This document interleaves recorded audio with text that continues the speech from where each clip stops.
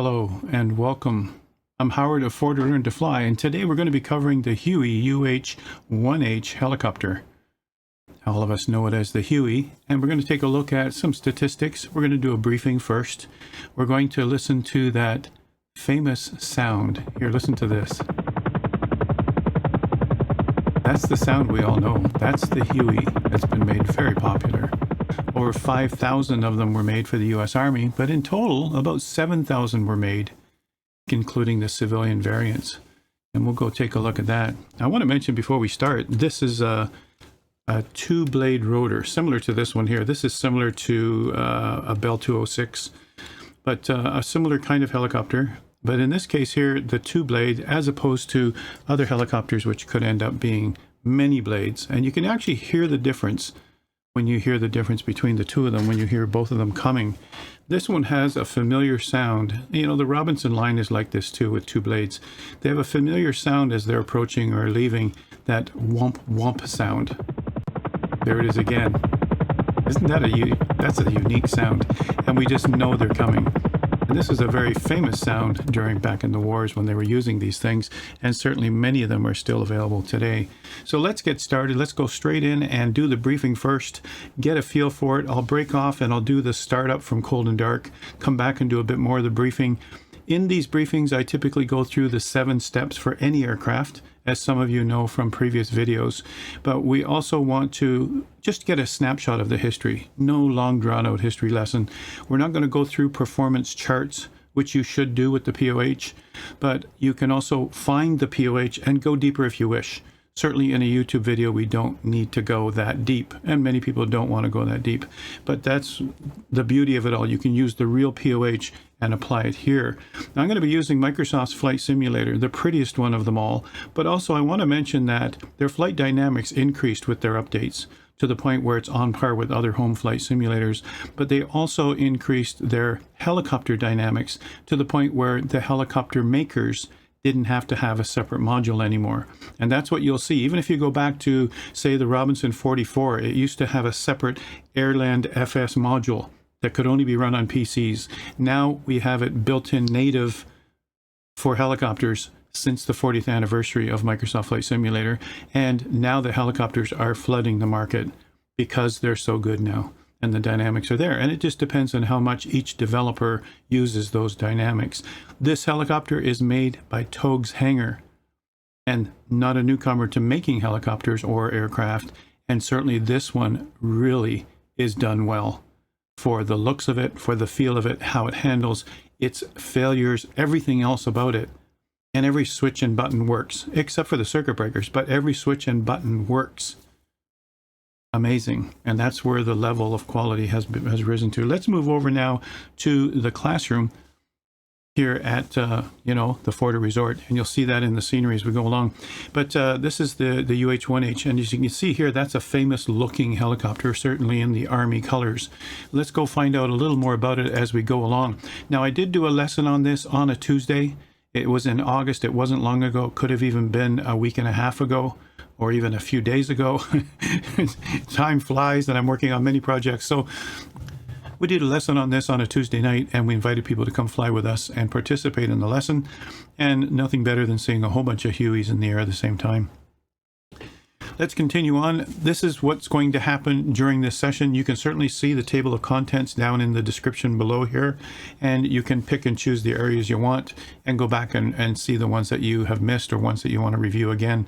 Most of these pictures are taken, I'd say probably 100% of them in this lesson are taken from the sim. So if there are any pictures of other people's pictures, then I've got permission to use them here in this session. So 7 steps that we see here. Controls and mappings are very important, so I want to focus on that. Not so much in other planes, but certainly in helicopters, because many don't realize they're still using ailerons and elevator to fly their helicopters. So I'm going to talk about that for a minute. The review of the manual, we'll take a brief look at it. I'll be using some pages from there just to show you what's involved.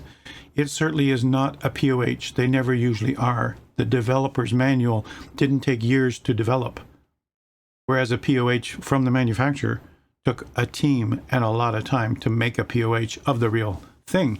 And we can reference that and use that, which I do for this course. and for this instruction session. Cockpit orientation is always in order. Where is everything? And then let's go fly. All right. So the cold and dark, I'll introduce that at some point early so that the lesson itself doesn't get too long. All right. But be prepared for at least 40 minutes for briefings, talkings, etc., which some people don't like, but welcome to the world of flight. And then certainly the demonstrations where we actually take it out for a flight. Those of you just looking for take it out for a flight, go find one of the first looks at a product, and whatever somebody thinks about it, go for that. All right, and certainly that might be all you're after here. But this is a deeper dive. All right, this is what it looks like in the sim, everybody, and it's made by Bell. There's a history behind it, of course, but here in our simulator, it's made by Togue's Hangar. This legendary helicopter with a very distinctive sound, that's for sure. So let's just talk about this for a minute. Certainly the wop wop sound that we heard just now, and then also we want to go in and actually take it for a fly. In 1952, the U.S. government had a call for a medevac and utility helicopter to replace their Flying Banana. You can look this one up, the H-21. We don't have that in the sim yet, but I've seen pictures of it, and I can see why the military actually called it the Flying Banana. It has that bent right in the fuselage that goes up like this. So interesting, but apparently it's outdated, had to be replaced. So this was designed around the T-53L-13B turbojet powerful engine, and this is used in a lot of helicopters and other aircraft. This is more powerful than what they even spec'd for. So we'll find out more about that as we go along. And in the sim here, we can take the covers off using the clipboard, and we can actually go and see what it looks like. Originally, the B model was used for troop transport, the C model for gunship, and the new Model D carrying more troops and cargo. And here we see the UH-1H. We're all the way to H. And so, we'll see how that goes. And that's certainly the culmination, stretching things bigger, making more room, and doing more things with it. Medevac choppers were known as dust-offs. Troop transports were known as slicks. And then the armed Hueys were known as gunships. And certainly the armed Hueys were important. They had a mounted machine gun on both sides to be able to lay down some cover while troops got out, right in the middle of battle, right on the battlefield. And so that was important to be able to give the troops some cover as they were egressing from the helicopter. So this was introduced, the H version that we're using here in the sim, and the one that has the most longevity of the helicopter series, was introduced around 1968.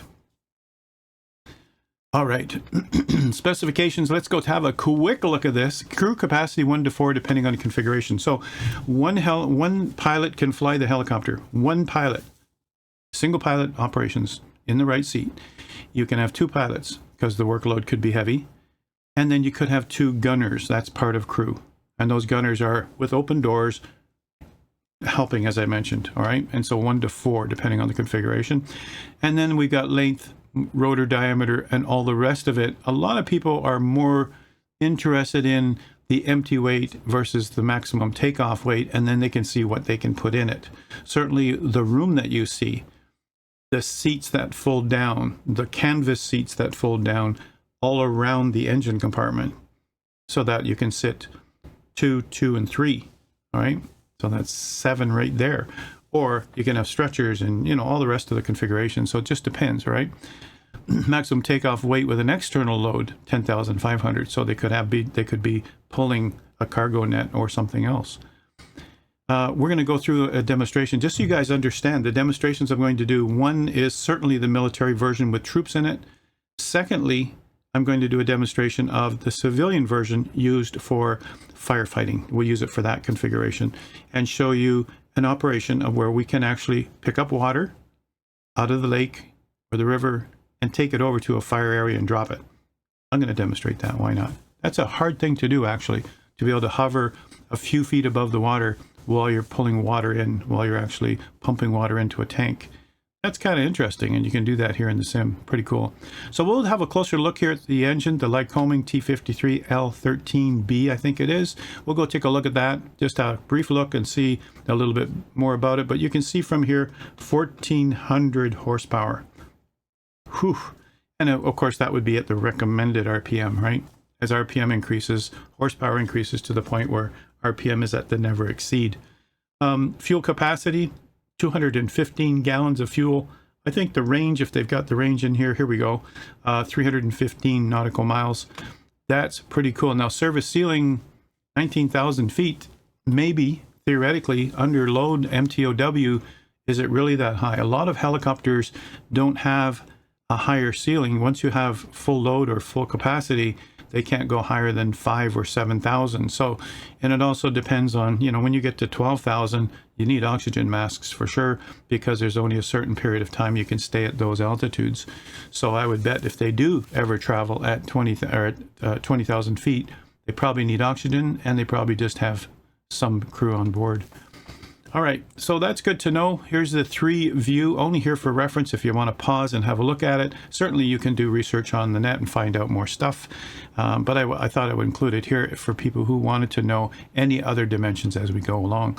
As you can see here, the main rotor blades are huge, and you can see here's our tail rotor blades. Now, I do explain a theory of helicopter. I do explain the basics of helicopter using training helicopters in my Udemy course, udemy.com, udemy.com.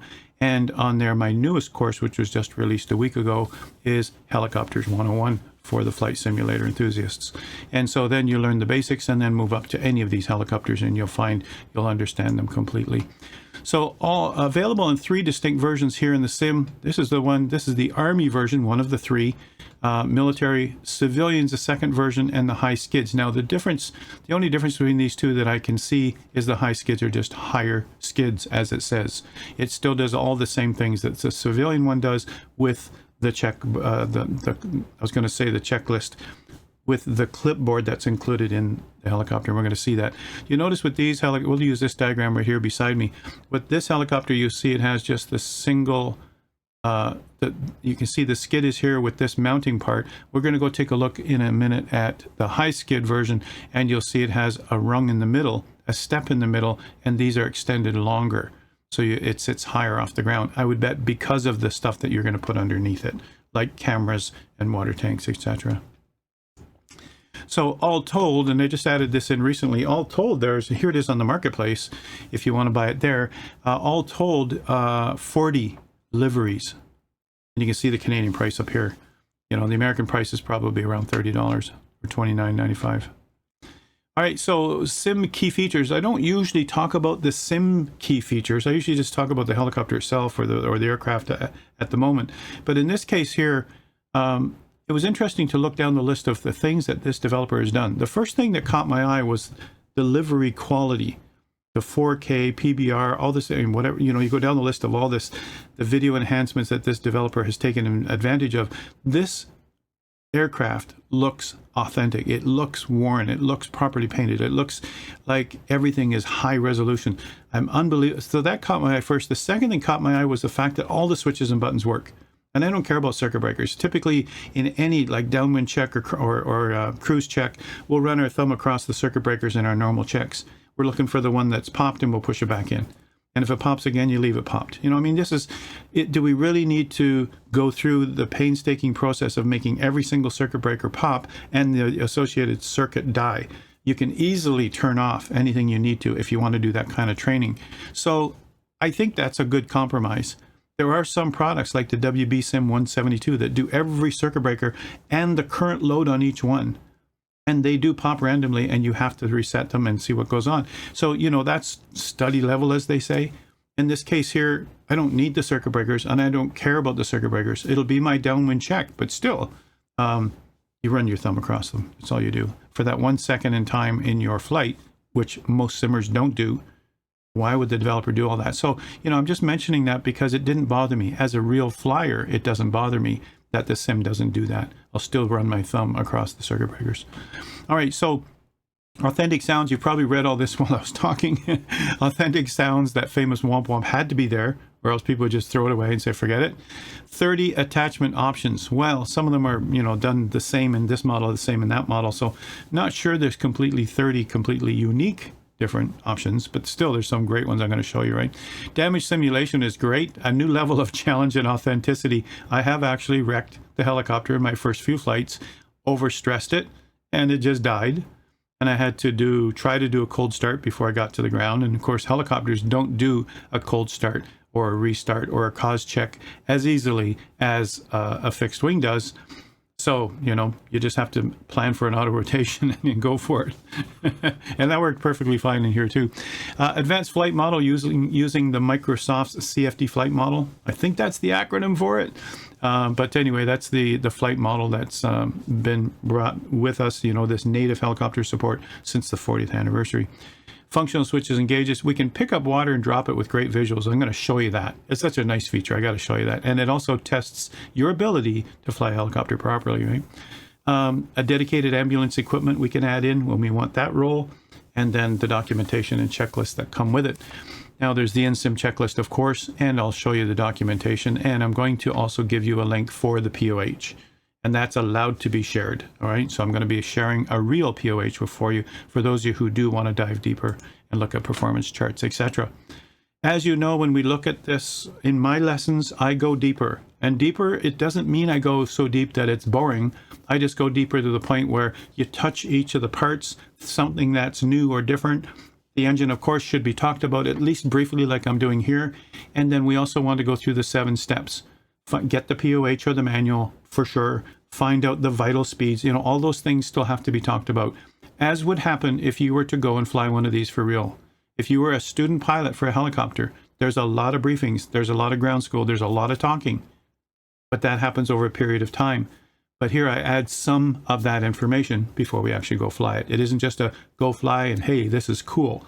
All right, because people want more than that, or at least the viewers do, or some of you do who are tuned in right now. So you can see this again. You probably read this while I was doing the preamble, but you can see in here, rated revolutions, power turbine was 22,000, rated revolutions on the drive shaft 6,600. And we're going to go take a look at this. What is the rotor RPM, which comes through a transmission? What is the rotor RPM? All right, now that's important, and the governor is going to do that for us. So we'll talk about bindings in a minute, but the governor in all helicopters that have a governor, most of them do, they keep the rotor RPM in a green range. And the torque is obviously managed by you. Every time you raise the collective, you're going to change the blade angle, and you're going to increase the torque on those rotor blades. And the governor's job is to manage that for you. All right, now there are some helicopter pilots I've been with who just do that all manually. I've been in a Robinson R22, I've been in a Robinson R44. Those are typical training helicopters or tourist helicopters, and they manage that all themselves. They don't care about a governor. I don't even know if they have a governor. I'll have to go and study them more. But they manage the twist throttle and the collective at the same time, and they know the coordination of the two. All right, peak torque output 1700, and I've actually seen this helicopter drop out of the governor. The governor stops, the governor quits, the governor just says, forget it, I can't do it. And you'll see your RPM start to fall. It's like, uh-oh, you're in trouble. This same engine is used in the Iroquois, which was the previous version before the H. It was called the Iroquois. The Huey Cobra actually, I think, is a twin engine. I think it's got 2 of these. And, twin engine, they had to derate it. I think it was something like 965. It was rated at 965 horsepower. They dropped it down to 765 each. But if it were a single engine failure, they'd bring it back up to 965 and manage the helicopter with a single engine. So, that's that redundancy and safety factor of having 2 engines, and double the cost, double the maintenance, etc. And the Grumman OV1 Mohawk. Anyway, I thought I'd mention that. Just a brief. We don't get into the internals of it. I did do a lesson on a Tuesday Twitch channel about the insides of a turbine engine, about the insides of a jet turbine, even a turbo shaft. This is a turbo shaft, even a turbo prop with propellers at the front. This is interesting how they've designed these, and certainly revolutionary as we move forward. All right, so weight and balance. This is important. Most people skip it. Most people never look here. But weight and balance, you can see in here, fire tank, winch, baggages, basket, passengers in different positions, medical cabin. So, you can change this, and you can also go in and change this on the fly. No, that's not a pun intended, but you can change this while you're flying is probably what I should say, right? The whole idea certainly is to keep that weight and balance dial you see here in between these 2 limits. All right, that is the point. When you add all these, it's like the spreadsheet for weight and balance. I wish we had these when I first learned to fly back in the 90s. We had to do all our weight and balance manually and submit that before we actually rented a plane, which in case, this is what I do, I rent planes. But If we had this kind of spreadsheet, we could play with it and go, well, what if I had half tanks of fuel like I have here and added other things? It would work. And you can actually prove all that here. It's pretty cool. So, you know, maybe sometime you'll venture into here and take a look at this when you're not excited about going out to fly. So I do want to talk about controls, because this is a part that's still confusing to a lot of people. What should I be doing? I mean, I had it set up for an aircraft, for a fixed wing airplane. It seems to work in the helicopter, so do I have to change it? And some of you will still use your yoke and your throttle, and it'll still work. Your normal throttle will still work. You can use that, all right? And so you don't have to buy hardware like I have. I have a Virpil collective with a twist grip, and I also have the Virpil stick. I use the Virpil stick for flying military aircraft, but I'd certainly use the collective for every single helicopter in the sim that I fly. And so certainly in the course too. Now that's a more expensive solution. I also show in my course how to make a collective out of plywood and PVC pipe. You'll still need a cheap throttle of some sort to be able to mount onto it so that that throttle sends the signal certainly to your sim. But you know, that can be done. As you notice in here, trimming surfaces are important. If you want to fine tune your flying and make it smooth, you need to have some trimming surfaces in there.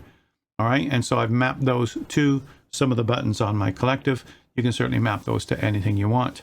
And just choose that. You notice here I actually have one that says Chinook. I started with that one. I ended up fine-tuning it for water dropping. And so I ended up making a specific profile just for the Huey for the water dropping, all right? And it would include all of this. I simply copied all of this using the preset manager and then added in the water dropping, yeah. But the most important two mappings are the collective axis, and if you only have a throttle and you don't have an actual collective, use your throttle.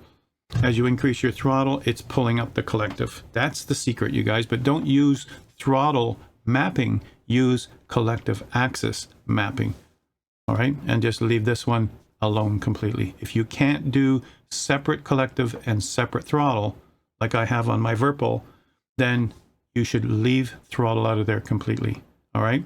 And use your physical throttle as your collective. Does that make sense? I hope it does, right? But it's native helicopter settings. Don't use ailerons and elevators, okay? And you can see in here, the right stick is for my cyclic, and the right stick is the normal stick we use for flying military airplanes or home builts. And that stick is exactly as you think. Push forward, pull back, go left, go right. All right, and that's the stick. It's called the cyclic. So that's what you're looking for when you're setting that here. It's called the cyclic longitudinal axis. Away you go. All right, and now we've got longitudinal trim. Away we go. All right, and that's forward and back. And I'm using one of the switches on my stick for that. So that's just good to know. And you notice in here now, I've actually there. I said I would rename the my left collective. I do have it Huey with water mappings, Huey with water drop mappings. And away we go, because I want to do the water drop part. All right, so that's preliminary stuff, you guys. That's what you would normally you would get something like that before you go to fly. Here we got to talk about the actual helicopter so you get to know it better. All right, skip it if you want, but a lot of people come here to these videos that I make because I dive in deeper than your standard everyday first look, all right? So the very first step, and this is along the lines of all my 7 steps for any aircraft. I modified a little bit.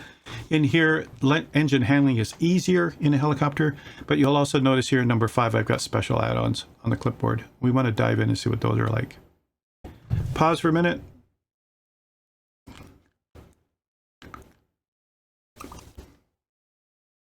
Wow, what happened there? Wow, I got water in my ears or something. Wow. Okay. So the very first step, obtain the pilot's operating handbook. Let's go through this one step at a time. You'll find number 2 here is easy, easier than fixed wing, because we don't need to memorize a bunch of speeds.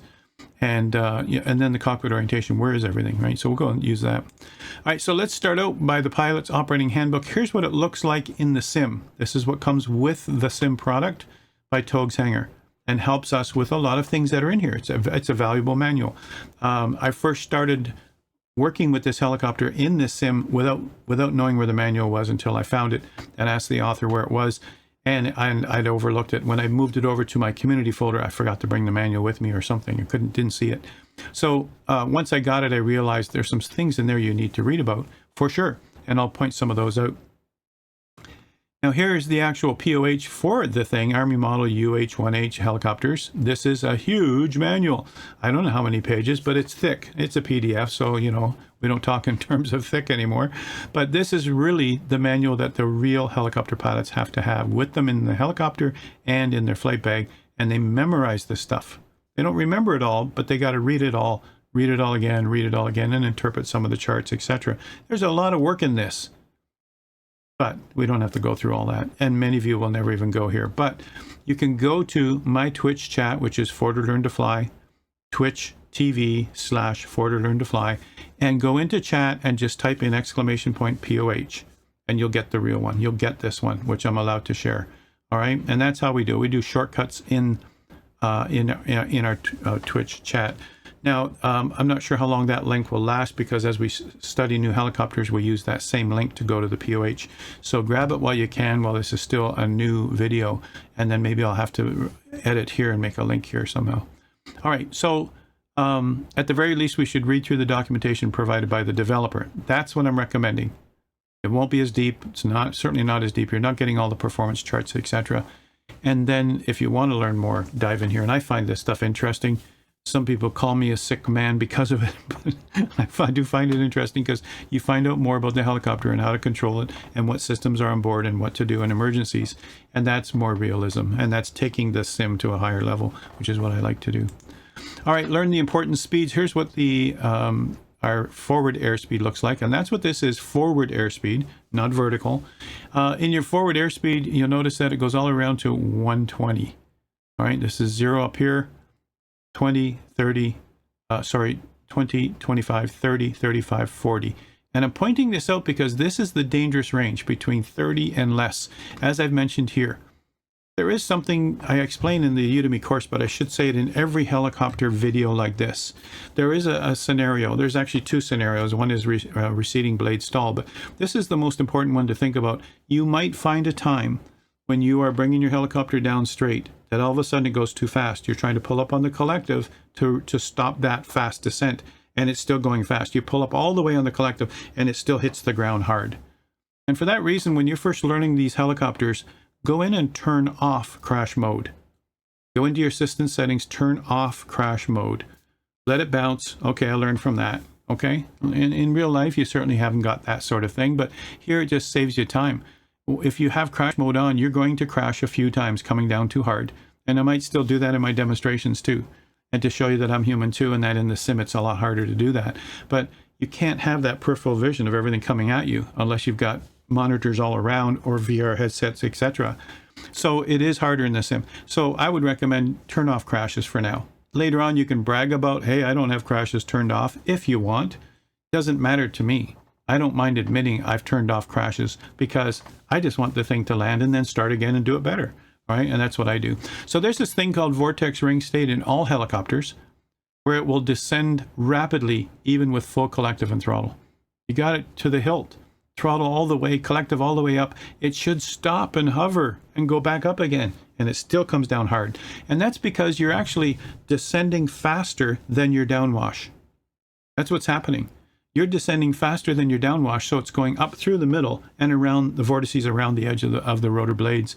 And so you've lost your lift, and you will not get it back. Now, if you are up higher, if you've got enough altitude, you can stop this vortex ring state condition simply by putting the helicopter forward and picking up speed. As you pick up speed, you'll get more lift. And more lift, of course, will help you get out of that vortex ring state. But it takes a lot of altitude to do that.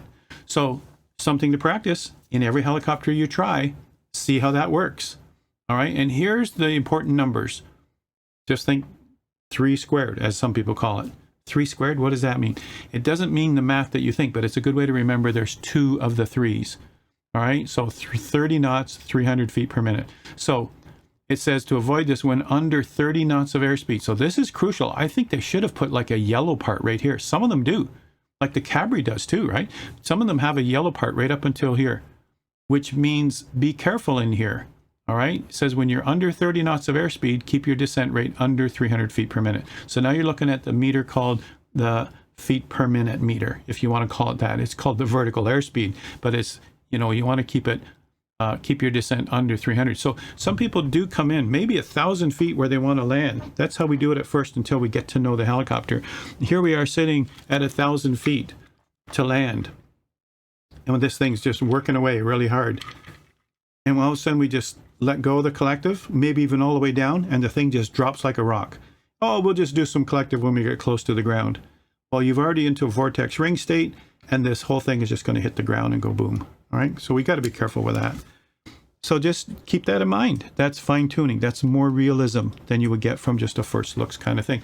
There are certainly plenty of people doing first looks that know what they're talking about. All right, learn the important speeds. In TOG's hangar documentation has a note on page 20 about adjusting the realistic shaking of your helicopter panel during flight. This is actually a nice feature, seeing the shaking. That's what helicopters do. And in early helicopter versions, they shook themselves to death until they broke apart. And I chuckle about that because it's not funny at the time, but they shake themselves apart. Who designed this thing? Well, there's a very complex mechanism up top called the rotor blades and the rotor shaft and all the mechanisms that make the blades do all this all during its rotation. It's pretty complex. And so we can change that vibration effect if it bothers us in the visuals, which it can do. It can bother you in your visuals, right? So we can change that. That's at the base of the cyclic. I love the wear and tear on this thing, the way that the developer's done this. On the outside, on the inside, the textures, everything that's done in here, the wear and tear on all the military parts, unbelievable. So the realism is certainly there. Here we see the end of the rotor blade. And this is important, and I always point this out. When you go to learn a new helicopter, oh, we see the engine compartments are off now too. When you go to work with a new helicopter, which way do the blades rotate? I know this sounds like, really, you don't know that, Howard? In French and Russian helicopters, the blades go the opposite direction, or most of them do. The Cabri, the G2 Cabri, which is built into the sim since anniversary, for the 40th anniversary, it rotates opposite to all the North American ones and all the others that we practice. This one here does conventional, rotates, if you look up, it rotates counterclockwise. While you're looking up, it's going like this. If you're looking down on the helicopter, okay, it's going clockwise. So I don't want you to confuse you, but the way to look at it is simply look at the edge of the rotor wing like this. The fatter end is your leading edge, and it could even have extra metal or extra reinforcement on this edge, because this is the edge that goes through the weather. This is the edge that cuts through the air. And it really is a flying wing. This is like basics back in the helicopter course. This is a flying wing, but it's going so fast that it creates lift while you're still sitting here. And up you go straight. It's beautiful. It's wonderful. And it's a marvelous invention. Everybody wants a helicopter in the backyard, right? And so, to heck with the traffic, right, to get to work. And so we want to know, the reason I'm pointing this out, not just for the theory of it, but you want to know which way the rotors rotate, because your anti-torque that you're going to put on with your feet make a difference. So in the Cabri, which is unconventional, which when you look up, it's going clockwise like this, you're going to have to give it right anti-torque, or your right foot, when you're first taking off, because all that torque, while you're seated on the ground, the friction keeps you there. The torque of your rotor blades, as soon as you lift off the ground, now your body of your helicopter is free to spin. So you balance that with anti-torque, and we're going to be pushing on, in the Cabri, the right pedal. Here in conventional helicopters, we're pushing on the left pedal as we go on. And this is very similar to fixed wing. In fixed wing, we're doing a left pedal too as we take off. The torque of that engine and the propellers doing whichever direction they're doing. In conventional aircraft, we push left rudder so that the torque doesn't push us over that way. Now that's more complex than this. They're talking about the torque of the propeller, the torque, the P factor. There's all kinds of factors that make us go on the runway, make us go left. In this case here, it's simple to figure out. Start to lift off, which way does the nose go? You're going to see in this helicopter, as with most conventional, certainly USA helicopters, North American helicopters, you'll see the nose go to the right. And so how do we compensate that? We're going to give it left anti-torque to bring it back. Just step on the side you want to go to. You want the nose to go over there, step left. You want to go over there, step right. All right, so that's what we're going to be doing. And that's realistic, everybody. Now, for those of you who are beginners to helicopters, I do suggest in my first 6 modules that you turn on assists. an assisted collective, and assistive cyclic. You'll see those in the assistance options piloting. Here, I'll show a picture right here. And in the assistance options piloting, you can see in here, you can see that where there is actually 2 settings in there you can turn on. Later, when you get better at this and you get confident with this, now turn those off and see what realism is like. You might lose control. Every time you change the collective, you'll have to adjust the pedals. All right. So number 3 out of 7. 7 is the actual demonstration. Number 3 out of 7. So now we're talking about engine handling. Let's go do a startup as soon as I finish this part. All right. We'll do a cold startup, give you some demonstration first so that it's not all boring talking, right? I know it's been a lot of talking. These lessons do. All right. Because there's a lot we're covering in here.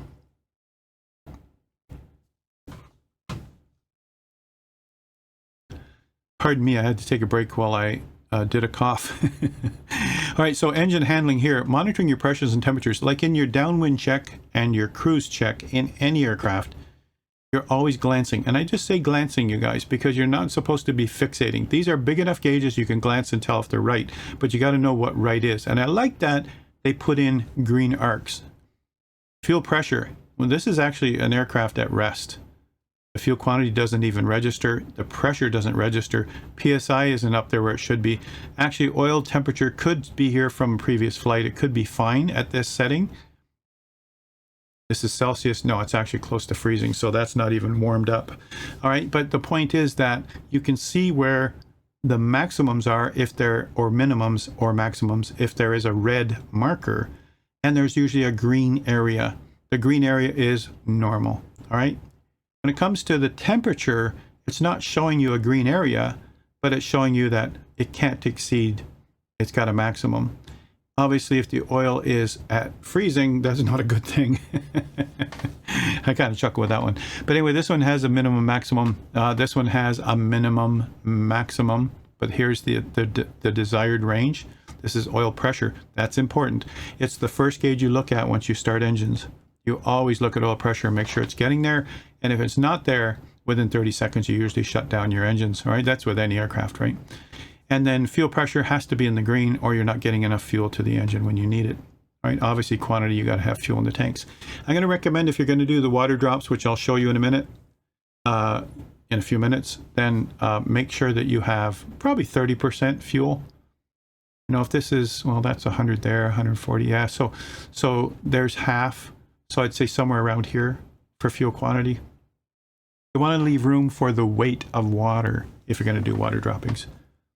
Okay. You can easily overstress the engine even in the sim, so use the clipboard, and you can, for the first while, again, I'm helping beginners, for the first while, turn off damage simulation. Turn it off, all right? And then if you do have damage simulation, you can go in here and repair it on the clipboard, and we'll show you how to use the clipboard in the demonstration, all right? So anyway, this is something you should be glancing at to making sure they're working. The first 2 are fuel, the second 2 are engine, and the third 2 are your transmission. Some people are confused about these. Why, you know, isn't that the same thing? Nope. One's the engine, one's the transmission. And that transmission is important because it's taking all that torque from that rotor blade, or not the rotor blade, the rotor column. It's taking all that torque and transferring it in the transmission over to the engine. As you can see here, that's actually, instead of waving in the air here, I'll just show you a diagram. The torque from here, there's the transmission and there's the engine. It's going to take a lot of work and a lot of brutal, heavy duty torque in that transmission, and the oil pressure is important in there, just as important as it is in the engine. So I said I would go and show you cold and dark. We'll do that. Your rotor RPM is kept constant by the red triangular governor switch. You'll see that should be in the up position. That actually says Gov Auto. I don't see the auto underneath the red unless you looked around it. You'd only turn that off if it were emergency and you're going to do an auto rotation, an engine out down to the ground, a glide to the ground. And as I mentioned about the engine instruments, we also see in here external temperature, because that's important for your performance. We won't talk about that in this session, but it is important. Good to see that it's in the green. Percent RPM, you'll see this change. We're going to watch this dial as we start up the engine. That's what you're going to see in another 30 seconds, all right? We're going to go start it up from cold and dark, and we're going to watch this. And you'll see that's right in the middle. And we're watching this because when we first start up, it's going to creep up to 40. And then we can let go of the starter switch and let it continue. It'll hover somewhere around here, and then we use the throttle or the twist throttle to bring it higher. Now, if you don't have the twist throttle, it will automatically go higher in the sim for us, right? Because they know that not everybody has a twist throttle, all right? The torque pressure, you'll see this one change as you work your collective, all right? So we're not worried about that on startup. We're focusing on this for startup, our RPMs of that, and then we should see the governor take over and bring everything up into this green range right here. That's what we're looking for as we do a startup. All right, at this point here, let's go do a cold and dark startup. Let's do a fast startup from cold and dark.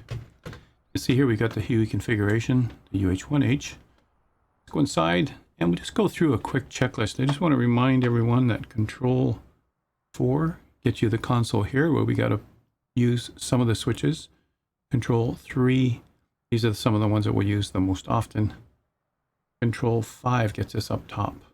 All right, and then the final one, of course, is working with looking at gauges. And we'll come down here on Control 4. And we'll be able to work with the throttle where we can twist it. Just to show you, we've got it mapped so that you can twist the throttle. Because we're going to leave it at 25% to start. All right, but let's start out with the checklist. I'm going to do the shortened version that I have. So we're going to start at the very top. So we're going to go back to Control 5. At the very top, we're just going to open and close. And that'll actually put it in the right position. But the generator cover, you know, we want that to be in the on position or in the reset position. And we just close it. Now we just want to turn the battery on, which is this guy right here. We could use your alpha if that's connected, but there's our battery on. And you can hear some noises already. I'll just give you the, matter of fact, let's just bring those noises up for now while we're talking until the engine gets started and it's too loud.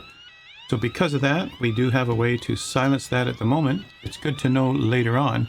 That's a low RPM warning. You can see that right here, RPM limit. We also have a master caution. So let's just show you both of those. Here's the master, the low RPM warning. We just flip it off and it goes automatically back on. And the master caution is also right here. We'll reset that. And now we've got, now there's still RPM limit. Of course, there's no RPM. So, and we've got all kinds of fuel and boost and all kinds of things that says it has troubles. Also, I want to show you the governor. That should be in the on position. All right, even before you start. And as I mentioned, we're going to make sure our throttle is 25%. There we go. If you don't have a separate throttle, then you probably can still pull it off. I haven't tried it without a separate throttle, but while we're here now, we're already here. We're going to turn on the fuel. You should hear that bit of a whine. There's a bit of, yeah, there's a bit of a sound there. Anyway, now on the collective side, the engine starter, we're going to hold until the RPM gauge reaches 40%. So that's right here. Do you see this little switch right here? So that would be with your thumb. As you're gripping here, you could use your finger on this, your index finger, or you could actually turn around and use your thumb on this part. So I'm just going to hold that while I look up. I'm going to try a different view here now. 3. Different view number 2. Just to show you what we're looking for here. It's going to get loud. We're looking for this gauge here. This is your N1 gauge, straight ahead there with the needle moving up till it reaches 40%. It actually says percent RPM, but it doesn't really tell you what it is. That's your N1. It's after 40 now. I'm releasing the button. And after it gets to around 70 to 80, I'm going to increase it, the throttle itself. So let me show you the throttle here. I'm slowly increasing it now until I get to 100. Top inverter switch to main. I better turn down the volume. It's quite loud. Top inverter switch. Control 5. Now the inverter switch is right here. I'm going to put that, it was on spare, we're going to put it on main. All right, and we're also going to put this on the main bus. Right there, we're good. And the starter generator, we're going to put that on normal. All right, the starter generator on. And I think that's just about it. Let me just have a quick look here. Generator switch to standby. Okay, so that's this one here. Not off, on, that's good. And we've got this on the essential bus. This can turn too. There is in the checklist that you make sure it's on the essential bus. And we're just going to make sure that everything's running now. So at this point, while everything is running, we're going to turn off the master caution. And we're just going to monitor the gauges. And here are the engine gauges right here in the middle. Probably a control 2, maybe move over a little, and we can get a look at all of those. And you can see the 3 that we talked about in the fuel, the rotor, and the transmission and the engine. And we can see all of them getting up into the green. There's a green arc there, there's a green arc there. This one is not redlining above 100, which is good. And we've got a fuel quantity of a lot, and our fuel pressure is good. It's also in the green. And our master caution keeps coming up, probably because we're at full throttle. So I'm just going to bring it back to about there. Reset the master caution. And chip detector. And we've got something else in here. Something is hot, right? And we got an oil pressure issue. All right. So here's what I'm going to do for the sake of the demonstration. I'm going to turn off the failures because that could be what's causing us grief here. Let's go around to here. I'm going to go to the maintenance screen, which is the second one, and I'm going to turn off the damage. I'm going to turn off damage simulation. All right. We could repair it later if we have troubles. I'm also going to make sure that we have, well, shaking is on. We could turn on the GPS if we want. I'm not going to use it.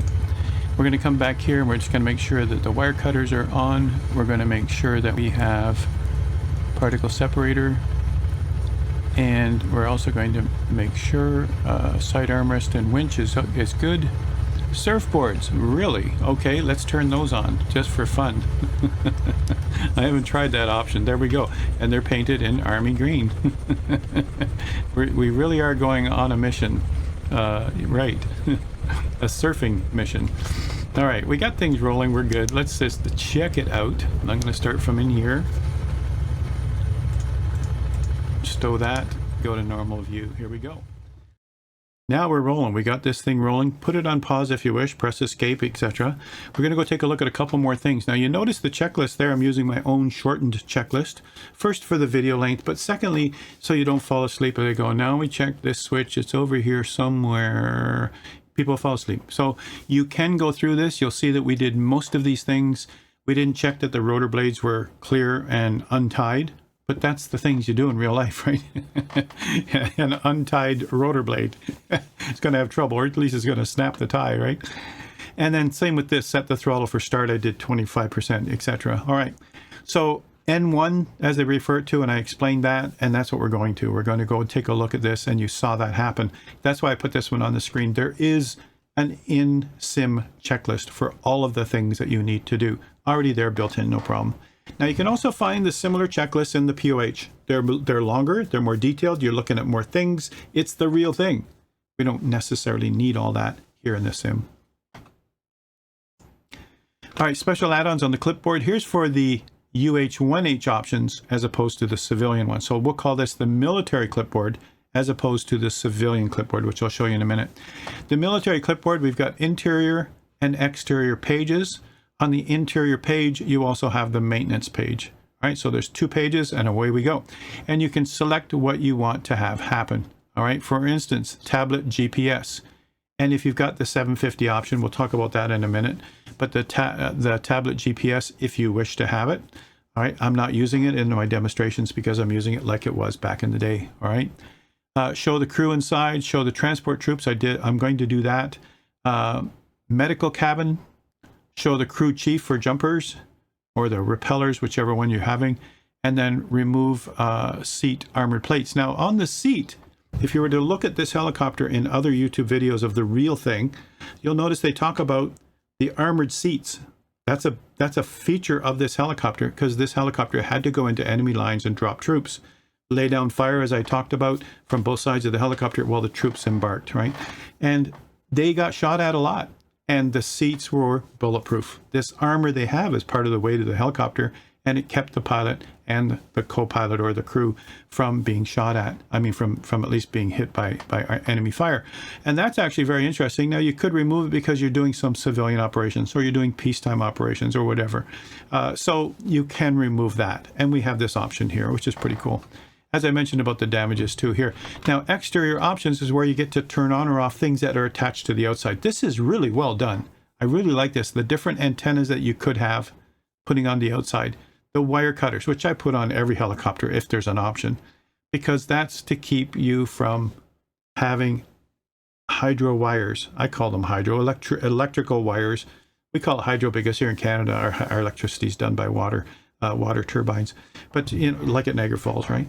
But when you take a look at helicopters flying, they're usually flying low, they're usually flying slow, they're usually dropping people off on the ground and taking off again. They could easily run into hydro or electrical wires that they just can't see. All right, and so they have these wire cutters, right? And the wire cutters are at the top and the bottom.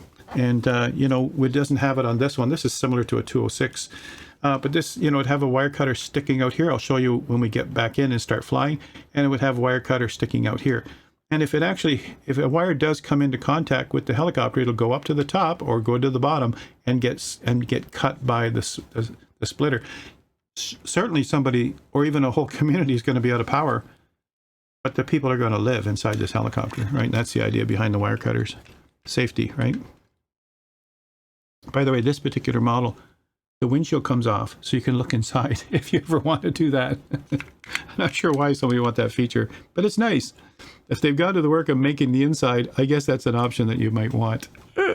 Okay, so steps, surfboards, particle separator. Well, if you're in sandy conditions, like a lot of these helicopters were, or in really ugly conditions, particle separator, just like the Chinook has, right? A screen at the front to be able to get rid of all that stuff, right? Side armament mounts. And then a winch. Engine bay. Now, this is the engine stuff on the ground. I don't think it lets you do this while you're actually flying. All right, co-pilot door and all the rest of it. So, this is cool. The tablets are great. You can go and experiment with all those options and turn on or off what you want or don't want. Here's the example of the civilian version. Now, in the civilian version, we've got a water tank and a Bambi bucket. I'm going to demonstrate both of those. Those are hard to do. Wire cutters, mirrors that show the pilots underneath the helicopter. When you're winching things, when you're water tanks, when you're dropping water, all this stuff, you may want to be looking at what's underside on your helicopter. And so you've got these mirrors. And these mirrors are like your rear view mirrors in your car, but only these are, I don't know, underneath mirrors, if you want to call them that. Kind of cool. Basket, which is on the side for carrying a stretcher or cargo, of course. Surfboards. Let's try that one when we do the demonstration. And then the winch, of course, again. And then open up the bay doors, the engine doors, if you'd like to see inside there. Interior options, you're seeing it here. Enable the shaking effect. Disable vortex simulation. We just talked about that dangerous situation. Disable it for now if you're new to helicopters and you want to just get the thing flying and get some satisfaction with that, and eventually turn it off and go try this feature. Cool. Tablet GPS, modern avionics, medical cabin, show crew inside. I mean, this is great what they've done here. And the normal turn off damage, automatic damages, because you could overstress everything and wreck it. All right, special add-ons, we'll go there. It's step number 5 here. It's different than most of my step number 5s, but here in step number 5, special add-ons, section 9, page 20 of TOG's manual shows us how to integrate the PMS-50 integration. It's highly recommended. I use it all the time in other aircraft. You have a free version or a paid version. The paid version, you get a lot more functionality, but certainly start out with the free version. You need to first go get it first and install it in your community folder. And here's the link for it, pms50.com, and specifically for our simulator or your simulator. And then once that's installed, then you have to open up this compatibility module, which comes with the helicopter from TOG's hangar. You open up this, extract it, and put it into the community folder. And now you can do 750 integration, which is a lot of people want. Perfect, perfect, perfect, perfect. We're down to 6 out of 7, and then we go for a demonstration of the military and of the civilian version of this helicopter. So cockpit orientation, we always want to know, where is everything? I need to know where to look. Am I looking up? Am I looking down? Am I looking over here? Left, right, center? Where is this stuff? You know, and that's always the problem when you first get a new helicopter is you may even know how to fly other helicopters, but you don't know about this. So we'll go in and we'll take a look at this. Where's the fuel tank selector? Is there one for this helicopter? Where's the torque and engine gauges? This is specific to helicopters, you guys. We need those engine gauges and torque to find out whether we're over stressing everything. Where's the fuel pump switch or switches? Where are the other important switches? And then where are the circuit breakers? And as I mentioned, the circuit breakers don't work, but where are they? If you're going through your checklist and you want to be, again, near study level, or you want to do it as realistic as possible, you still want to look at the circuit breakers. All right, you're not going to put your thumb on the screen and run your thumb across them, but some still do, even on whatever hardware they have, or a surface of a table, they'll still run their thumb across as if they were doing the circuit breaker check. All right, just so you realize. And it's not foolish, it's a good habit to get into, especially if you're flying them for real and you're practicing at home. So I'm going to show you a couple of things before we get into the standard 10 views. You know, control 1, 2, 3, 4, 5.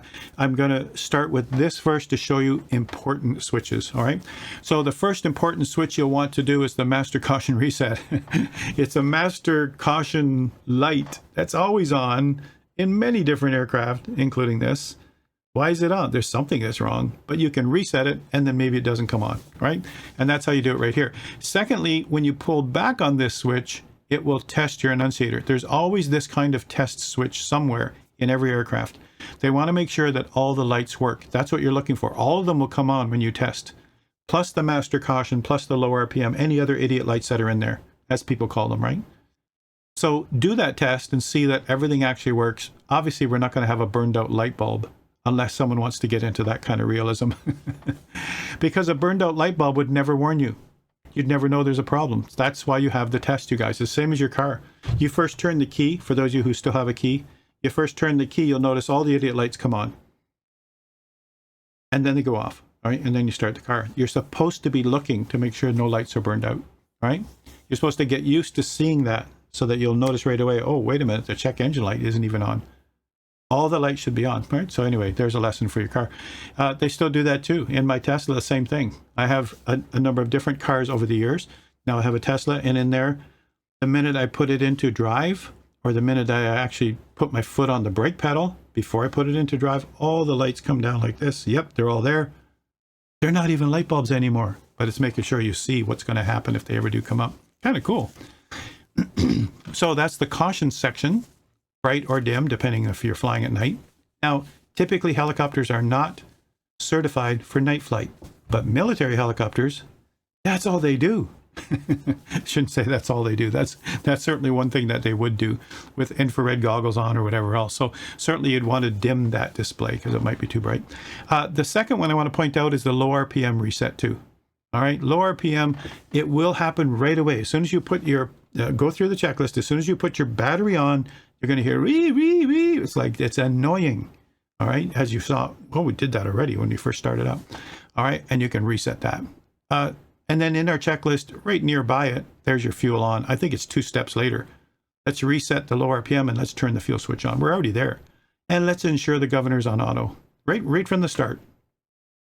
Now the starter switch, it's actually hard to see in this picture in the sim. I'll show you a second picture in a minute. This is the collective that goes up and down. This is the twist grip. Here, I'll do a better picture over here. So here's the twist throttle. That's where your hand is all the time. And you notice if your hand is there, your thumb's available to do the starter. But most people will use their hand on the throttle and they'll reach over and hit the starter, or they'll just reach their finger up. All right. But it's still not advisable because in real life, when you hold that, you might have to twist and now your finger's out of position. I'm serious. So in real life, when you watch a pilot do this, they'll have 2 hands on the collective. One is on the throttle, the other's on the starter button or the starter switch or the starter something with their other hand until they've got the position right. In our case, we're waiting till the RPMs reach 40 or above, and then we let go of this switch. Right? You saw that when we did the startup. All right, important switches on the overhead. This whole section here, we've got AC power and DC power. This is not getting into the electrical part of it. I am an electronics technologist. I did this for a lot of years in my career, but I'll say this, you guys, we need the AC power first. That's what comes from the generators. And there's two generators. There's the main and the backup. And then from there, they use inverters to invert it down to a different voltage. And then they use converters to actually convert it to DC. All right, so it becomes DC just like a battery. All right, that's what that's really all about. It's just basics, you guys, but I'm not getting into all of that. But the point is, we've got to make sure we've got it on the right settings that's recommended in the checklist. You notice in here we've got spare on and we've got main on. All right, and there's times that you'll need either one, and there's times you might need it as a backup. All right, over here, VM, it says ESS, that's the essential bus, the non-essential bus, the standby, and the main, and the, you know, there's all of this. What does this need to do? All of these switches and dials work, and they're all like this with a square on them, easy to turn even with a gloved hand as they did in the military. All right, and so you can see the wear and tear on them looks authentic. Here we see the main generator. Here's off, on. We're going to open the switch. I think you can just open the switch and close it just because it's already on. Even if the battery's not on, this can be on. It doesn't do anything until the battery's on, all right? And until you start moving the actual rotor, right? Or you're still moving the engine, I should say. Starter generator, start or standby gen, all right? So starter generator on start before we start. Non-essential bus or normal, all right? And so you'll just see the checklist will just tell us where these things are. I didn't even put circles around them. I put a big square because all of these are important what their setting is, okay? Up on the console up top. And once they're set and you're starting to fly, you don't usually have to touch them at all. You'll come back here when you shut down, which I'll show you also when we're finished with the demo. So those are important switches.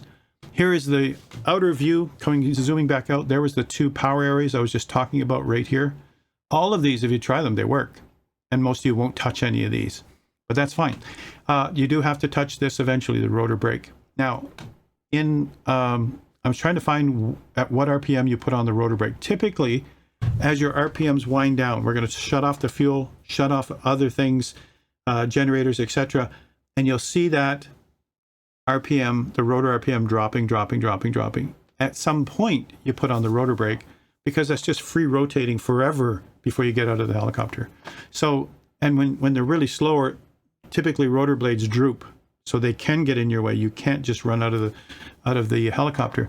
You'll see a lot of people will disembark a helicopter while the blades are running at full because they're straight out and they're not interfering with people running, and they'll run with their head down. Sure, you know, but when you're winding down, the blades will droop typically, and they could be in your way, and typically they are. So you don't get out of a helicopter until the blades are stopped. And so that's what the rotor brake is for. And in the basic lesson with a Cabri G2, you do the rotor brake when it's under 150 RPM. And so in this case here, I just let it wind down to somewhere around there also, but I should go and look in the POH to find out what RPM is recommended. If you put the rotor brake on too soon, it'll still work in the sim. In real life, you could be damaging the rotor disc. All right, now the brake rotor disc. And that's what this rotor brake does. It actually puts hydraulic pressure on the pads of a disc. And that disc is actually part of that whole rotating center column. All right, and so what it is just like the brakes in your car. It's pushing brake pads against the disc. If that disc is going too fast still, then you're going to put a lot of friction, a lot of heat, and a lot of wear and tear on those brake pads, and you could end up wrecking the brakes. That's the realism of it. How realistic is this in the sim? So I still try to wait till it's down to maybe 150 again, and then put on the rotor brake. I'm not saving wear and tear in the sim. It's a sim, right? So, you know, it's just something that maybe if you want more realism, wait till it's a bit slower. Anyway, that's the rotor brake. Make sure that's all the way up when you're done, because you want to be able to start things up again as you go along. All right, the final thing before we fly again is the cockpit orientation. So let's go look at the views. This is the normal flying view right here. I can see the master caution is on. You notice there's a Hawaiian thing over here. A Hawaiian thing, I shouldn't say a Hawaiian thing. It's one of those moving, shimmering dolls that you can stick on the dash. And apparently they had those things in these helicopters. And so they put them in there for fun and to make us smile. Okay, that's the normal view when you first go inside. Here's control 1. Now, this is something that is in all of the MSFS aircraft. As you hold the control key and press 1, 2, 3, 4, 5, all the way up to 0 on the top of your keyboard, then you'll see all these views, and they're handy. You'll see, as we did the startup thing, you'll see we did Control 5, and oh no, it's Control 4. Oh, whoops, it's Control 3. You know, until you get used to what that view is, you could map them to your hat switch, and your hat switch will have some of those views to make it easier so you don't have to memorize which keystroke it is on your keyboard. If you're flying with Xbox, you guys, make sure you have a keyboard and a mouse. They're cheap, $7 for a keyboard, a mouse $3. You know, they're not expensive, and they can do so much more for you with keystrokes and using the mouse on the screen, even on an Xbox. I say they're compulsory. Anyway, here's the standard screen. This is your normal flying instruments and your rotor RPM, which will be in the governor green area. All right, and your torque pressure is right there. I mean, everything we need is right here in this view, except at the outside view. So I like this for a glance. Obviously, we're at rest here because this gyro instrument is actually tilted. But, you know, I like this view, but you don't see what's happening outside, and you could be in a nosedive by the time you look back out again. So try not to keep your head in the cockpit too long. All right. So for that reason, I like one of the other views. All right. Here's Control 2, moving over now to more of the left side, but seeing all of the engine instruments. This is what the co-pilot would see, or the passenger in the left side. Remember, you sit in the right seat in a helicopter. Sikorsky started that because he had a center mounted collective. So it was easier for a person to fly with their right hand and use the collective in their left. So he started the whole right seat for helicopters. That's where it comes from, you guys. The very famous Sikorsky that made a lot of helicopters. And so you can still fly it from the left seat. There is a collective over on your left side also. So in most modern helicopters, they have two collectives mechanically linked. You can sit in either seat if you wish, but you notice there's less instruments in the left seat. All right. Here we see Control 3. Now we see some of the important switches here. The fuel, the low RPM, the master reset, annunciator test. All of those things are right here. Again, in this session on YouTube, it's long enough as it is. I'm not getting into, let's go tune some comm radios. Let's go do an ILS approach, if you wish. Manually fly the needles. We can do all that stuff, but I'm not even going to those panels. It would just make this even longer, right? It's long enough as it is, right? So I'm just showing you the things that are important as we go along. Control 4, further down where you actually get some of those receiver frequencies, etc. Control 5 is up, all right? So most often in our startups and shutdowns, I'm using Control 5, Control 3, and normal view. Control 5, Control 3, normal view, all right? That's what I found with this helicopter. Control 6, okay, nice view. I don't use it, but it's a nice view. Control 7, so we're sort of toward the right. And I guess it would depend where you're flying and what you're doing. I like a head tracker. I use a Toby. I've had different ones along the way, and they all work great. I like to look down through the floor, through the pedals as I'm coming down towards the ground, with an eye towards my feet per minute and an eye towards everything else, right? And so that's why you want lots of windows, because many times you'll come in a few feet above the ground and then settle. And that settling is the fine-tuning part where you want to be looking down. I don't see any of those views here. So, you know, here's Control 7, Control 8. Now we're looking behind. Control 9 is the normal view again. None of these look through the pedals. So this is usually a fault of every developer. Maybe they're using standard views. But some developers add extra views. And you'll see if you go to flightsim.to, if you happen to have a PC, you can do this. You can add on better camera views for most aircraft. I shouldn't say most, for many aircraft. I don't know if it's most. Better camera views means that somebody who actually is a pilot like me would say, you know, there's a view missing here. As a matter of fact, I don't really care about looking left or right with control keys. I want to use my hat switch for that. You should have a hat switch, right? On whatever, even the cheapest of throttles, right? To be able to look left and right, or your head tracker. I want to be able to look down and see down, or have a view where I can just hit the hat switch and I'm looking down to do my landing. These are helicopters, right? With a fixed wing airplane, you don't look down to land. You're looking over this. This is a perfect view for landing because you're seeing your landing spot up here and you're heading toward it at speed. So it's very different in an airplane, that's for sure. All right, under the skin, you can open up all these doors and see what's inside. This is actually the way it looks in the sim. It's beautiful. Now, if you get in real close, you'll see that, well, he didn't exactly model it with who cares? You know, this is the engine. Yep, that's where it is, and it looks great. And in the sim, what are we going to do with it? Change the oil? Not a chance. All right. But it's good to see that it's modeled. That's great. You can actually take the covers off and see the darn thing. All right, electrical need to know. I did mention a bit about this already. I got some echoing in my ear. Is there echo in the sim or in the video? During startup, we need to manage AC power and DC power generators. I mentioned this to you. 28 volts DC power is supplied by the battery. DC is direct current. That's what comes from a battery. It's the same as your car, only your car's 12 volt. It's the same exact idea, all right? And it can be supplied by the main generator, the standby generator, or the external power receptacle. And in cold weather, batteries usually do not produce well, especially these lead acid batteries that have liquid in them. H2SO4, sulfuric acid, etc. All right, so the main and spare inverters supply 115 volts AC.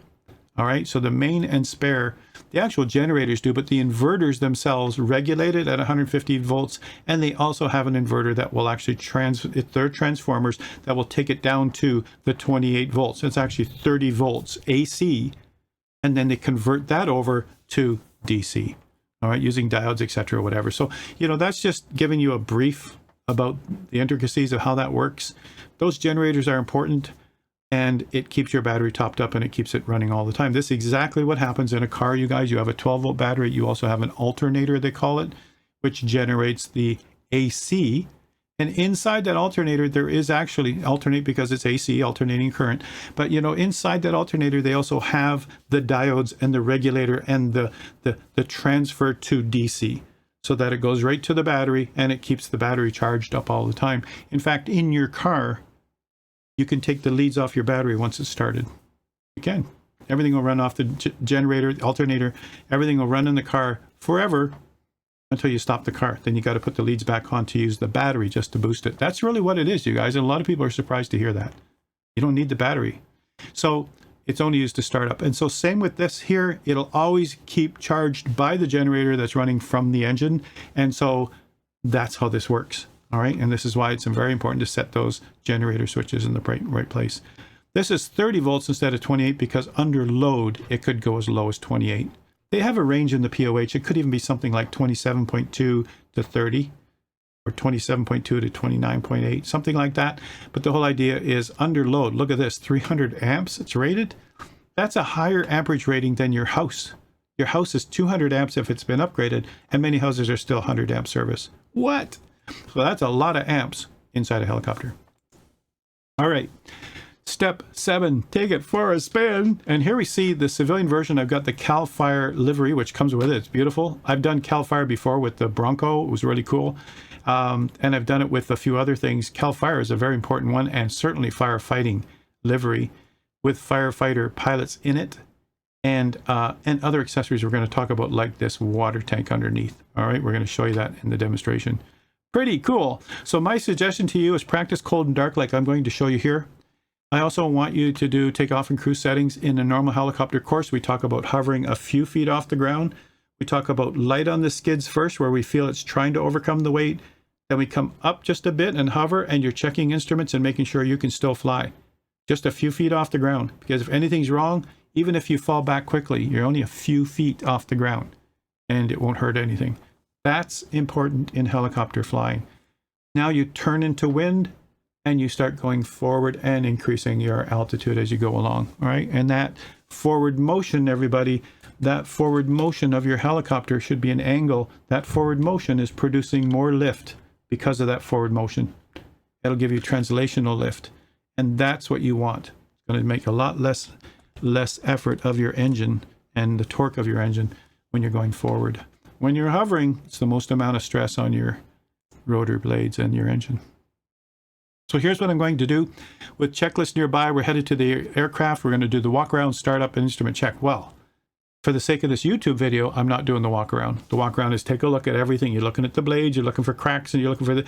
We're not going to do all that stuff. You should be spending 20 minutes walking around your helicopter or any aircraft looking at it. We're not going to do that. But we're certainly going to do the startup. You saw that already, the instrument checks, make sure oil pressure is good, etc. Now, this time, we're going into the demonstration of, let's go with the Army one first. Take that for a spin, a quick spin around, and come back and land it. Look at a couple options. And then we'll go into the civilian version, like this one. Now, this is a snapshot from flightsim.to. I want to make sure I give it enough credit. I'm allowed to do that from the developer, but this is one of their pictures that looks great. This is what we're going to attempt to do. is put the water hose in and stay hovering right there and fill that water tank. That water tank's going to get heavier. As it gets heavier, the helicopter is going to get pulled down more and more. You're adjusting your collective all the time. That's why trim's important, all right? Test some of those activities. Bring it home for a landing. Don't crash it. But if it crashes, that's okay. I'm going to be doing my demonstrations at CXC. This is in Alaska. Charlie X-Ray Charlie. And it's also on an extra added scenery called Howard's Resort, which was made for me on my Twitch stream when we were doing group flies. The developer so kindly made this for us. If you were also in Twitch chat at any time, I don't have to be live at the time, come to my Twitch chat at For to Learn to Fly and type in !resort and you can have the scenery too. That's my scenery. I can share it all I want. All right, let's go do a demonstration on both military and civilian. Now we're going to take a look at the UH-1H military version, Army version. This is the one they made the most of, about 5,000 of them just for the US Army. And with this version, there's obviously a different configuration, obviously some different liveries too. I'm using your typical RAAF livery that you'll see when you go to pick it up. As we look inside, well, first of all, while we're sitting out here, you can see there's a hoist. It's not usable yet, but I'm sure the author is going to work on that because everything else is working really well. I've turned on the option to have surfboards. Look at that. Now there's a mission. And it also has the wire cutters at the top and the bottom for if you run into hydro poles or hydro wires. I guess the poles won't help any. Certainly all the doors can open and close, and there's a configuration inside. So let's go just see the configuration on the clipboard. Different than in the civilian version. We had all the firefighting and all those extra functions in the civilian version. If you haven't seen that demonstration, it's here also in the collection. But in here, we're going to just take a look. There's the surfboards. There's the particle separator. You probably wouldn't use that unless you were in the sandy or conditions where you really need that. The winch is on, even though we can't use it yet. Side armrest mounts. Not sure. Don't know what those are. Wire cutters are there. Now, engine bay left, infrared suppressor. All of this stuff, engine bay right. So this is opening up the covers, as you can see where it's pointing, right? Putting on some antennas. And so you can see that there isn't a bunch of options that you had with the civilian one. As you can see here, though, the interior options, enable shaking is on, show the crew inside. I got the transport troops on. Medical cabin, all right, we can turn that into a medical cabin. Let's just see what this looks like with the troops. We got 3 in the back seat, 2 more on the starboard side and 2 more on the port side, and we can give them all a bit of air here. And you notice as soon as I opened that, we had more sound. Now these doors can open too, but the wind would close them afterwards. So, and that's good. A lot of troops like that. All right, let's just see what else we got here. We can just go here and say, let's do the medical cabin, and let's see what that looks like. And as you can see, it's very different. We can see there's a stretcher on the ground. The seats are all pushed up. I thought there'd be personnel with it, but I guess not. See? And let's just go back to here. I'm just using my mouse to do all of this. Show the crew chief, remove seat armor plates. Now, the seat's armor plates are intentionally made to be bulletproof when they were going in the war days. Same with these parts here, and that part there keeps the crew from getting hit by bullets. If it's not needed, maybe this is peacetime like it is now, we could remove those and just have it more comfortable. Now, the crew chief, where would the crew chief be? There he is. The crew chief is sitting there ready. I would think the crew chief is supposed to be sitting on a chair. It's quite the balancing act he's doing there. For people who are jumping, I'm sure. Yeah. Okay. All right. So I was just experimenting live here while we're talking about it. Crew chief will just remove that for now. I'm going to turn off damages because, you know, I could probably damage the thing. Okay, let's go. So there's our options. Really, it's just flying. We're not going to put out fires. We're not going to drop water. We're not going to do any of that. Let's just get back to a normal flying view here. And away we go. Let's get this baby going. I'm going to give you a bit more sound so you can hear what it sounds like. I'm loving the sound of this thing. All right. Light on the skids. Little bit of left anti-torque pedal. There we go. A little bit more maybe, and we're up. Let's see how that's looking. Maybe I have too much left. Okay, there we go. And let's see what that looks like from here. Wow, that's awesome, and it sounds great. Wow, sounds great, looks great.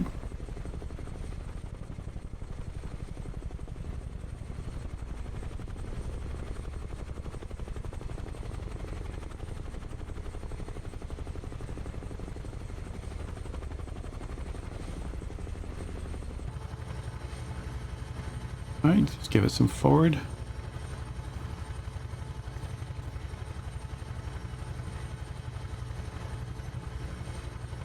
And some turning. Now this is on realistic settings, so the coordination as we pull up on the collective, I had to certainly give it a lot more left. And I want to turn, so I'm doing both. A lot of left pedal here.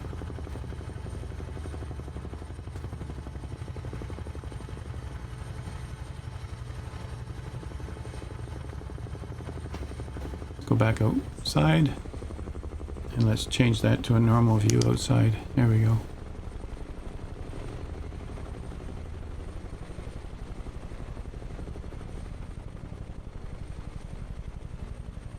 Very agile. As I'm pulling the collective up and down, I'm also moving my pedals accordingly. Got some great speed going there. Taking a look inside, you can see my speed is up there in knots. I'm about 130 knots, which is a little more than cruise. Cruise is 115 to 20. I think the never exceed is 120, if I remember. And I'm just going to slow it down and bring it down to the airport, just like that. It's better to use a headset, you guys, because then you can look down if you can get the right view going here. Can't get the right view going here. All right, I better pay attention to the flying. Trying to look down, I can't look down, so let's see if I can get this stable first. Sort of looking down. There we go. Probably, you know, I'd have to play around some more, but probably use the mouse to bring it out like this. And then when you look back, you can see what's happening. That's getting pretty close and scary, yeah. Okay then.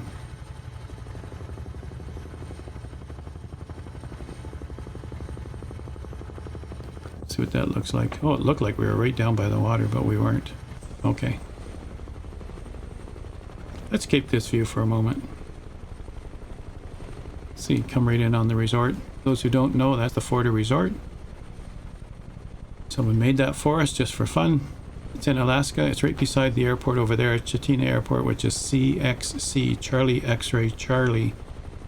And if you come to our Twitch channel at any time in chat, you can type in !resort, and you can have that file. There's two folders in there. One's for this island and one is for the mainland to put the spots on there.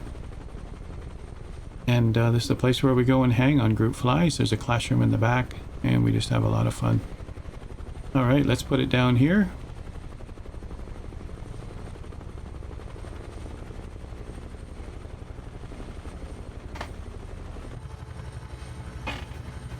Yeah, I'm gonna have to find a better view for that. That's a normal view, but I still don't like it. All right, that's inside. Lots of views. Yeah, I'm gonna have to figure something out here. But anyway, if I put my head back, I can really see around. Okay. All right, but let's go back to the airport. Again, we'll do it from this side now. Light on the skids. Up we go. Get some forward motion. The wind is coming from the north, so this is the way to go. There's the resort with the walkway going over to the mainland. And this is the runway here. I'll assume I've already called it in. Slow it down. Bring it in over by the ramp.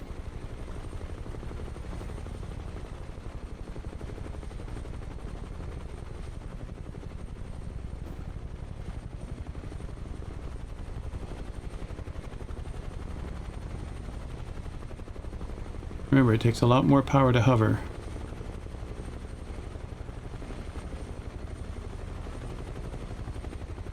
And there we are landed.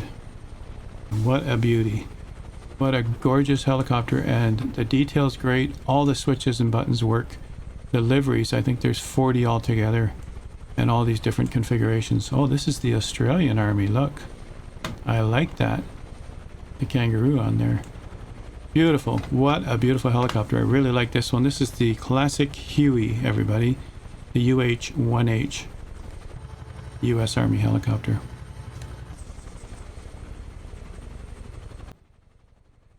This is another demonstration of the UH-1H, but only in the civilian livery that we see here. When it's in the civilian liveries, it's called the 205A1-B. And in this case, you can see it's got the livery of the CAL FIRE.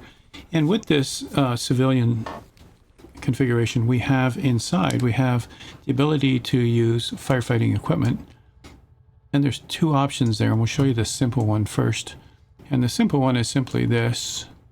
If I can just get a good view here, then you notice that I've got what's called the Bambi basket. The Bambi bucket, that's what it's called. And that's the easy one. You can just plop it in the water, bring it back out, and then drop it somewhere. But you'll want to map a couple of things, just in case you haven't seen this before. So for water operations, what we want to do is taxi lights on or off is how we distribute the water. All right, and so you want to map those to something. I've got it to one of the switches on my collective, so that works out well. And so I'll work with those. Now, when we're going to use the hose, you can deploy the water hose. Now, we're not using the water hose yet. That'll be the water tank. That's the harder one, but harder because you got to stay hovering while the helicopter gets heavier. As more and more water is pumped into the tank, the helicopter gets droopy and... Oh, that's not what I want to do. I just want to close that. There we go. And so now let's get back over to here, the normal view. I like to use a view like this so I can get a better feel for what's going down below. When you're doing water operations with the tank, we're going to be watching the radar altimeter, but not for this one. All right, let's see what that looks like as we get going from the outside. And I also just want to give you a taste of the sound here. We'll hold on for this.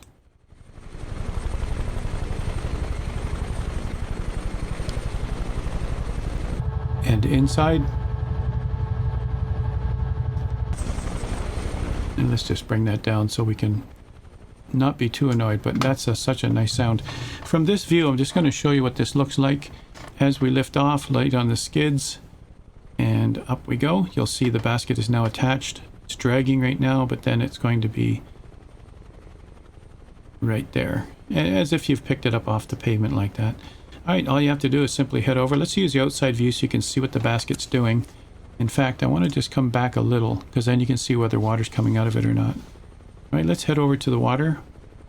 I'm going to loosen the collective so that I can lose altitude here. And I don't want to go too fast. I'm just going to put water on the resort over here to the right, over that away. Now, there's a building over there. We'll say it's on fire. We're going to put it out. All right, so I'm coming down toward the water. I'm relaxing the collective almost to nothing. I'm going to turn in the direction I'll be headed afterwards. And I'm going to just put the basket in the water. Down she goes. I could have just skimmed the trees, though. I didn't have to go that high to come over to the water. Let's bring that down. Just so that it's in the water. And that's all it takes. You don't have to wait a minute or hover too long. Lots of collective to make sure I didn't touch. I'm going to hover there for a minute. And I'm just going to come back out. Let's see if that worked. Not sure if it worked or not, but let's just get going. We'll find out. It's a bit heavier, I can tell already with my controls. And that's realistic, you know. When we put the water tank in there, it's going to be really difficult to take back, to lift off out of the water, especially in a straight lift. As you might know, it takes 90% of all your power to go straight up. It takes only 65% to go on an angle with some translational lift, with some forward lift. As we get closer to our target, I'm slowing down. Oops, slowing down as my collective really jumped. Let's get control of that. Get back up again. And let's go over to the building. Kind of sloppy this time after I've done it a few times. All right, we let the water go. With my switch, you can see the water is now coming out of it. And away we go. All that water. and we'll go get some more. I'll turn the switch back off. And I think off and on just closes or opens the bottom of the bag, is what I guess. So that wasn't so hard to do. While I was showing you views from outside, I certainly gained a lot of altitude, that's for sure. Simple way to do that is to simply go over here. Go back to a normal view like that. And now this time we want to remove the Bambi bucket. And we want to show the water tank. All right, let's see what that looks like. There's our water tank. You can see down below, better pull back a little. You see down below the whole bottom of the helicopter. You know, the lowest point of, lower point of gravity. There we go. And on this side, you can see the hose hookup. Right now it's being held on by a sling.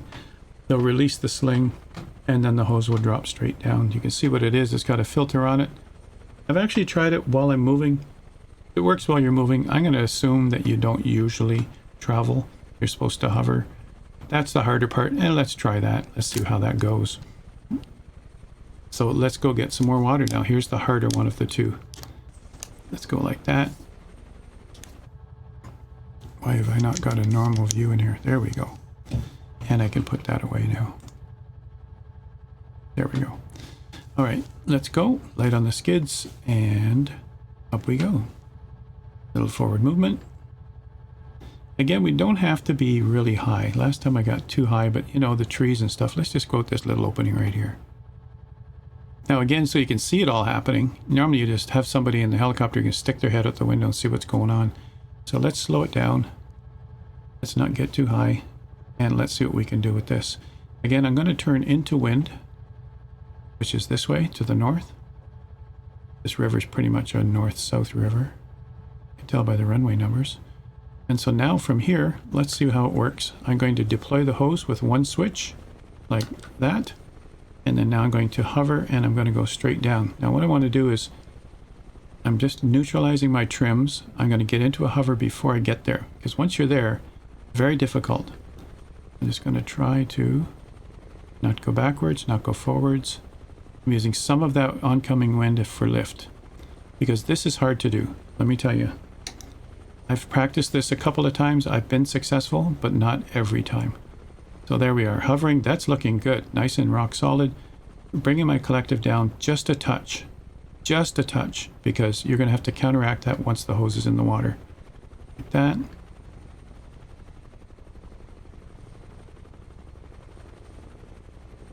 Like that. You got to hold that. Now, if you don't hold it long enough, you'll either sink to the water. See what that looks like from here. Starting to sink. A little bit more up collective. And you might even pull it out of the water. Pretty steady. Okay, I'm out of the water now, so I can't quite stay there. As it fills with water, and it's going to take about a minute, as it fills with water, you got to try and keep it steady. See, I just did a touch on my collective, and I'm back out of the water.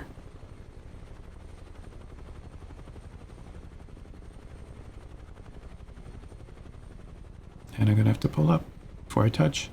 Yep, and I pulled up too hard. All right. And I'm just messing around like this. The hardest thing to do, you guys. Let's see what it looks like. There's our water meter. I'm going to hold it here. I don't want to get out. I don't want to look in the cockpit for too long. There's our water meter to the right, and we're about half full. And it's okay to come out and back in. It'll hold the water it's got. Pretty wild, huh? And let's see how it's looking. That'll go green at the top. Oops, just touched. My runners just touched. Skids. Okay. Hard to do. You're in ground effect. There's no doubt of that. And holding it there, it's pulling water. And as it pulls water, it gets heavier. It gets heavier, you got to pull up on the collective just like a fraction of an inch.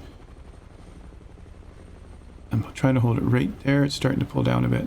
So even when I'm hovering and it seems to be rock solid, all of a sudden it starts to sink, and that's getting full of water. Let's see what it looks like on the inside. I'm full. Yay. All right, that's a successful pull. Now we're just going to leave that hanging while we drop the water, Get ready with the switch that you've mapped for dropping water, and we'll go back right over to the resort again, and we'll go drop the water on top of the resort. All right, I'm going to neutralize my trim and then put forward trim so that I can travel forward now. There we go.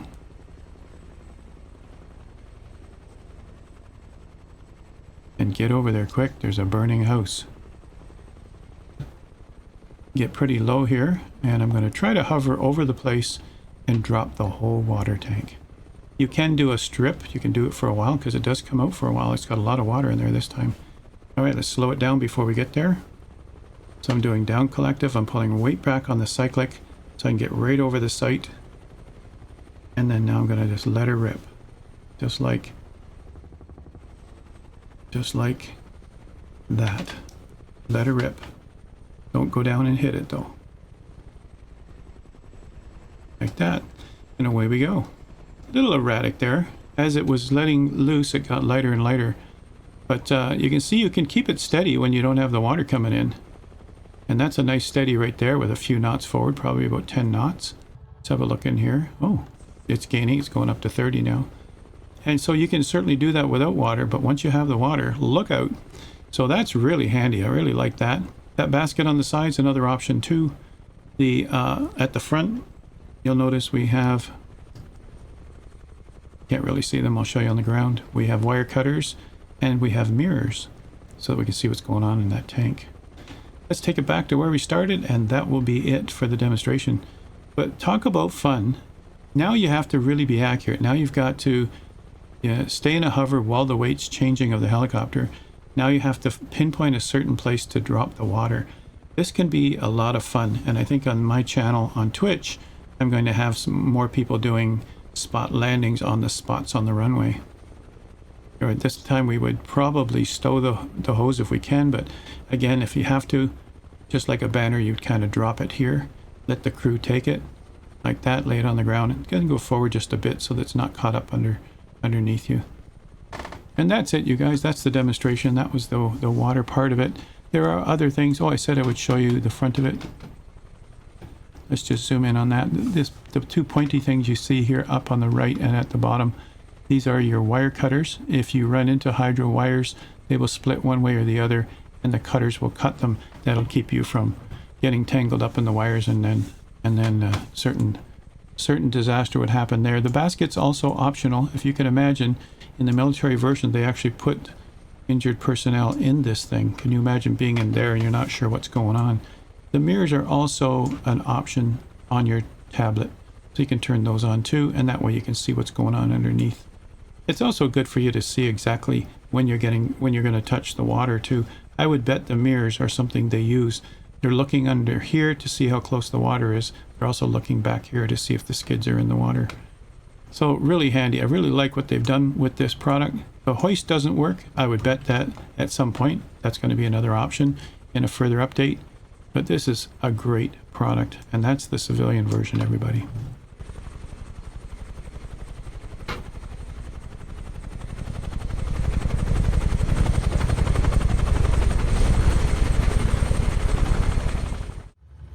So now we're going to do a shutdown.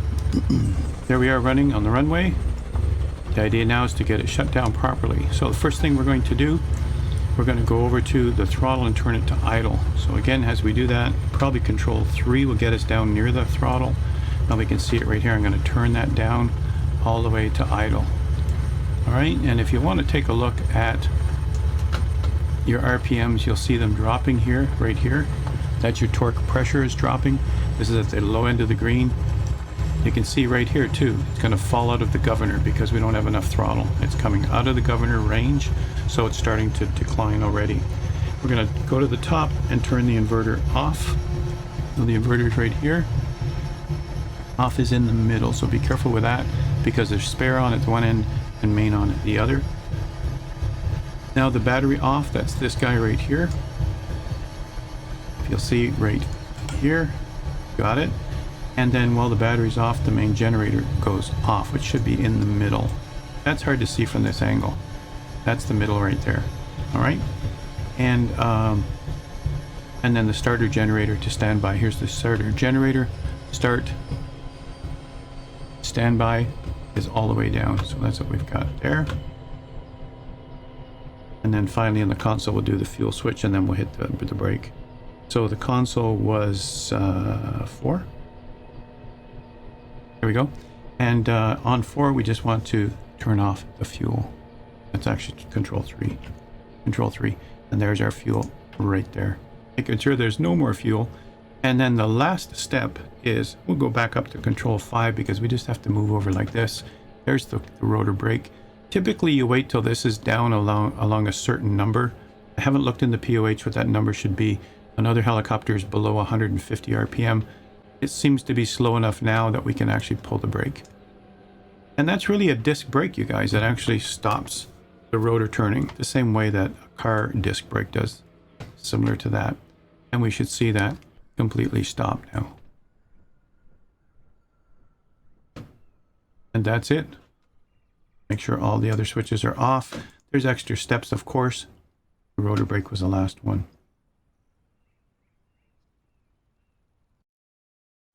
OMG. Is there any other way to explain that?